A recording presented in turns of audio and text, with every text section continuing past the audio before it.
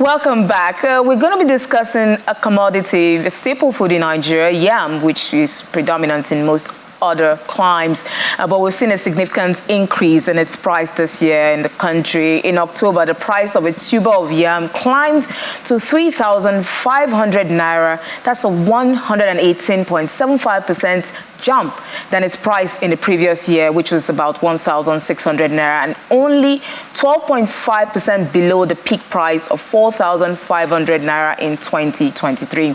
Let's bring in Miriam Ode, analyst, financial derivatives company. Miriam, this is surprising, Miriam, given that October falls within the commodities harvest season, a time when its prices traditionally begin to decrease. What then is responsible for this abnormal uptick in yam prices, and is it likely to remain elevated in this month?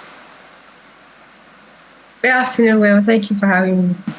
Like you said, October is usually the harvest season for yam, meaning that the supply is supposed to be higher, meaning that the price of yams would reduce. But we're seeing an increase in the price of yam simply because of higher input cost from the supply side. This is presenting itself in the form of higher prices of cutlasses, herbicides, pesticides, and even rent.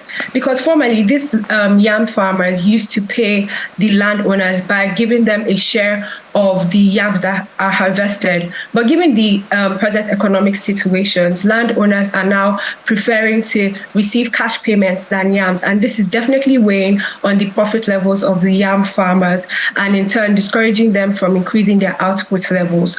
Also, on the demand side, we're still seeing a strong demand for old yam, which is considered sweeter and has more uses, like it can be used in making pounded yam, since it can stick more to create the perfect consistency for pounded yam. So these factors are placing an upward pressure on the price of yam in the domestic market.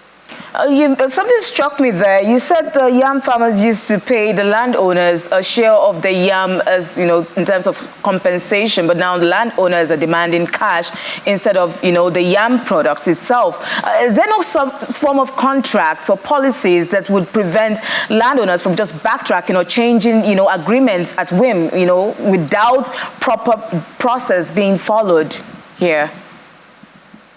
Yes, well, I think that's a very good question. And I think it's important to note that yam is mostly produced in the rural areas. And you would agree with me that this has less government or strict policies to follow. So it's mostly, okay, this is my land, you can come and farm here. And sometimes this yam lands or these farmlands are owned by individuals who want to produce, who want to farm yam and eat for personal consumption. And sometimes they just divide a share of their land and give to other farmers to cultivate or farm and then sell for commercial uses. So there's no strict policy, especially in rural areas, in the Middle Belt, South, and in these regions that would restrict or cause the landowners to not backtrack on this agreement.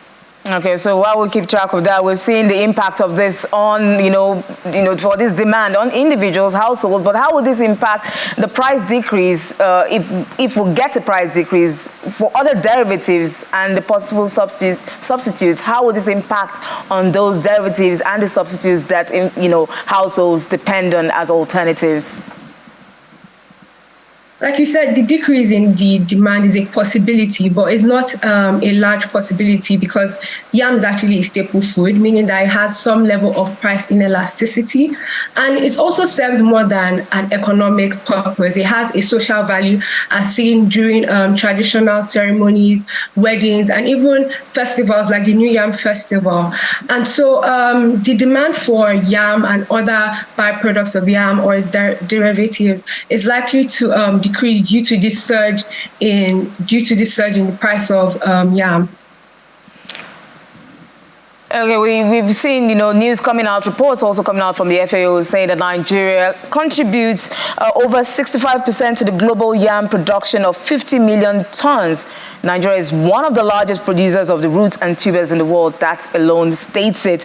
But what are the constraints facing yam production in Nigeria, despite its leadership position in yam production? I would like to point out that the problem that Nigeria has in exporting or increasing export potential is not in its production. Because like you said, Nigeria is the world's largest producer of the commodity, and it accounts for 67% of total output. That's a lot.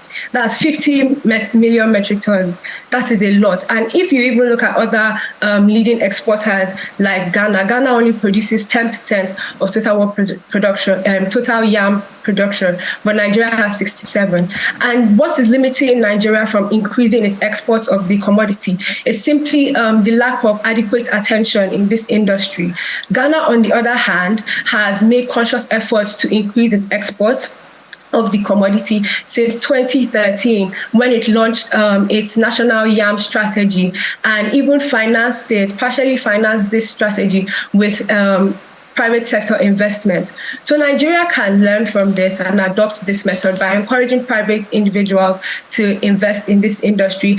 And we stand to gain a lot, because Ghana alone, in 2021, it accrued a total of $48 million from its export of the commodity. And like I said before, Ghana only produces 10% of the world's yam production. Meanwhile, Nigeria has 67. So that's six times Ghana's production for Nigeria. And if Ghana, with its limited production, can achieve $48 million worth of export earnings, you can imagine how much Nigeria stands to gain by placing adequate attention in this industry.